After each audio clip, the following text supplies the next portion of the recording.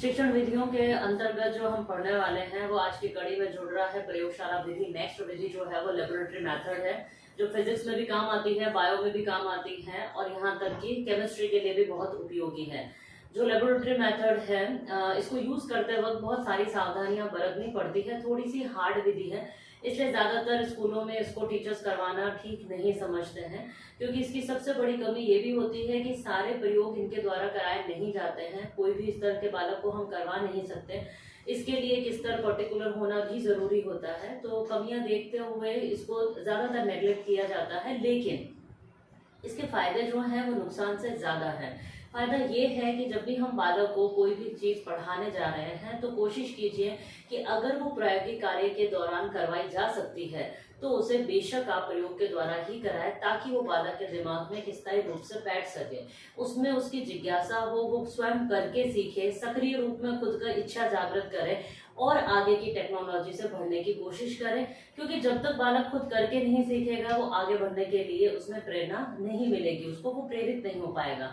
अभी मैं इसके बारे में बात करूं तो इसके गुण जो है बहुत ही इंटरेस्टिंग है।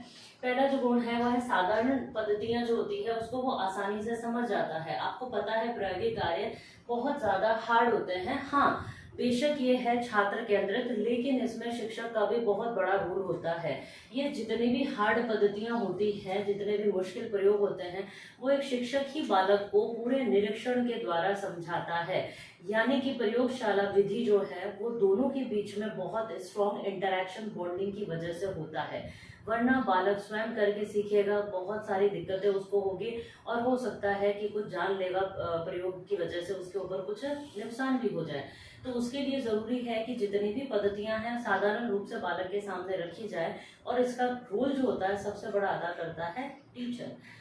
सेकंड जो है वो परिचालन है, मतलब वो जितना भी कार्य को करेगा वो स्वयं करके सीखता है। जितनी भी एक्टिविटीज वो प्रयोग में कर रहा है उसमें सिर्फ एक टीचर मार्गदर्शक होता है, वो उसको ऑब्जर्व करेगा और वो स्वयं जैसे जैसे बताएगा बालक करता चला जाएगा। यानी कि जितना भी कार्य करेगा बालक स्वयं करके सीखेगा। स्वतंत्र रूप से कार्य करने के लिए प्रेरित उसको किया जाता है कि आप कोशिश कीजिए कि बालक को इतना कॉन्फिडेंस हो जाए कि वो फ्री माइंड से काम कर सके, इंडिपेंडेंटली काम कर सके। तब उसका कॉन्फिडेंस, उसकी आत्मबल जो है, उसकी विल पावर बहुत स्ट्रांग हो जाती है। उसका कॉन्फिडेंस लेवल इस हद तक हो जाता है कि अगले प्रयोग के लिए भी वो तैयार रहता है। फिर देखिए क्रियाशीलता का सिद्धांत। क्रियाशीलता का सिद्धांत इसको क्यों कहते हैं? क्योंकि इसमें बालक ही पूरे समय तक एक्टिव रह करके एक्सपेरिमेंट्स करता है, प्रयोग करता है। मैं एक चीज आपको नोटिस करवाऊं कि प्रयोगशाला विधि में और रिसर्च मेथड में, खोज विधि में अंतर होता है। प्रयोगशाला विधि जो है इसमें बालक जितने प्रयोग ऑलरेडी किए जा चुके हैं, जितने छप चुके हैं, जो वैज्ञानिकों के द्वारा दिए जा चुके हैं, जो आज तक सिद्ध हुए हैं, उन्हीं प्रयोगों को करता है। और खोज में बालक अलग से करता है, उसको प्रेरित किया जाता है खोज की तरफ कि वो किसी भी नई चीज को, नए उत्पाद को बना करके देखे। तो उसमें होता है उसका बुद्धि स्तर अलग, और इसमें होता है जो रटा रटाया ज्ञान है, जो या पाठ्य पुस्तकीय ज्ञान है, उसके द्वारा बालक को ये ज्ञान दिया जाता है एकदम स्टेप टू स्टेप। तो दोनों में ये अंतर बहुत खास है। फिर आता है निष्पादन, प्रेक्षण और परिणामों की रिकॉर्डिंग और फिर निष्कर्ष, और वह वैज्ञानिक अभिवृद्धि का विकास करता है। तो वैज्ञानिक अभिवृत्ति और दृष्टिकोण का विकास तो जाहिर से होगा, क्योंकि बालक इसमें अपना बुद्धि स्तर को बढ़ाना शुरू करेगा। वो सोचेगा कि अगर मैं इसमें HNO3 ना डाल करके HCl डाल दूं तो उसका क्या फर्क पड़ेगा। तो इससे उसकी वैज्ञानिक दृष्टिकोण का विकास होता है, जिससे वो स्वतंत्र रूप से कार्य करना सीखता है।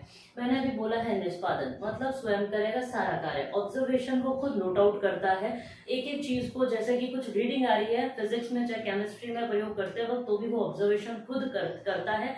एक एक चीज को लिखना सीखता है, इकाइयां सीखता है। इकाइयों का एग्जाम्पल है जैसे लंबाई, चौड़ाई, उसका आयतन, सारी चीजें, उसकी केजी, वो कितना ग्राम का है, हम कितना डालेंगे, कितने पार्टिकल्स डालेंगे, तब जाकर के प्रेसिपिटेशन रिएक्शन होती है। सारी चीजों का ऑब्जर्वेशन में स्वयं करेगा। परिणामों का रिकॉर्ड, यानी कि इसमें जितनी भी चीजें आएंगी, रिजल्ट आएगा, एक एक रिजल्ट सामने रखेगा। रिजल्ट का मतलब क्या है कि अगर मैंने फिजिक्स में कोई एक्सपेरिमेंट कर रही हूँ तो व्हीट स्टोन ब्रिज का करते हैं, तो मान लीजिए अगर मैं मीटर ब्रिज भी कर रही हूँ तो उसमें जो तार है हल्का सा मोटा लगा दूं, हल्का सा चौड़ा लगा दूं, तो उससे क्या परिणाम निकल सकते हैं, बालक उसका रिकॉर्ड रखेगा। अगर उससे भी पतला लिया है तो क्या रिकॉर्ड आएगा, थोड़ा और का कम लिया है तो उसका क्या रिकॉर्ड आएगा। हर एक चीज का उसके पास रिकॉर्ड होता है। अब देखिए फिर उसके हिसाब से वो निष्कर्ष निकालता है कि प्रयोग के लिए सबसे उचित चीज कौन सी रही है। ये सारी चीजें जानने के बाद उसके अंदर वैज्ञानिक अभिवृत्ति या वैज्ञानिक दृष्टिकोण उत्पन्न होता है। अब हम बात करते हैं इसके प्रयोग। देखिए 5 प्रकार के केमिस्ट्री के अंदर हम प्रयोग करवा सकते हैं, फिजिक्स भी क्यों ना हो। देखिए 5 प्रकार के जो प्रयोग है वो किस प्रकार के होते हैं। एक तो होता है दृष्टांत प्रयोग, मतलब बालक देख करके सीखता है। या तो उसको जो एक्सपर्ट्स होते हैं वो करके बताते हैं, टीचर्स उसको करके बताएगा तो वो देख करके सीखता है, अपने दृष्टांत मतलब अपने ऑब्जर्वेशन आई से उस चीज को परखेगा। सेकेंड आता है संख्यात्मक मापन। जैसे मैंने अभी आपको इसमें कहा कि वो तार को मापेगा, या फिर वो कितना ml का उसको लेना है या कितने लीटर का उसको लेना है, एसिड बेस जो भी चीज होगी हर चीज का वो संख्यात्मक मापन रखता है, यहाँ तक कि आयतन भी और बाहर भी इसके अंतर्गत ही आता है। उत्पादक प्रयोग।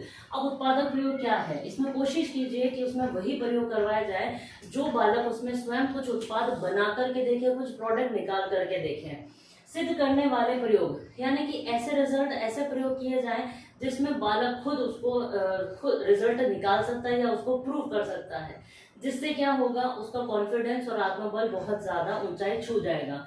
अनुसंधानात्मक प्रयोग। अनुसंधानात्मक क्यों, क्योंकि ऐसे प्रयोग उनको करवाइए जिससे वो स्वयं रिसर्च करके सीख सके। तो कम से कम 5 जो प्रयोग होते हैं वो हम केमिस्ट्री में और फिजिक्स में करवाए जाते हैं। तो इसके अंदर जो क्वेश्चन आता है वो ये है, इससे जो घूम करके क्वेश्चन आता है, डायरेक्ट नहीं आएगा कि 5 प्रकार के प्रयोग कौन से होते हैं या रसायन विज्ञान में या भौतिक विज्ञान में आप किस तरह के प्रयोग करवा सकते हैं, नहीं। इसमें क्या क्वेश्चन आता है, प्रयोगशाला विधि यानी कि लेबोरेटरी जो विधि होती है वो कब और कैसे इस्तेमाल में लाई जाती है, उसका उपयोग किया जाता है, ये क्वेश्चन आता है। तब आपको ये सारे आंसर उसमें लिखने पढ़ते हैं। आज का जो प्रयोगशाला विधि थी आज से यहीं खत्म होती है। इसके क्वेश्चंस कर लेना आप लोग जो आते हैं अपने क्वेश्चन पेपर में, और अगली विधि कल देखेंगे।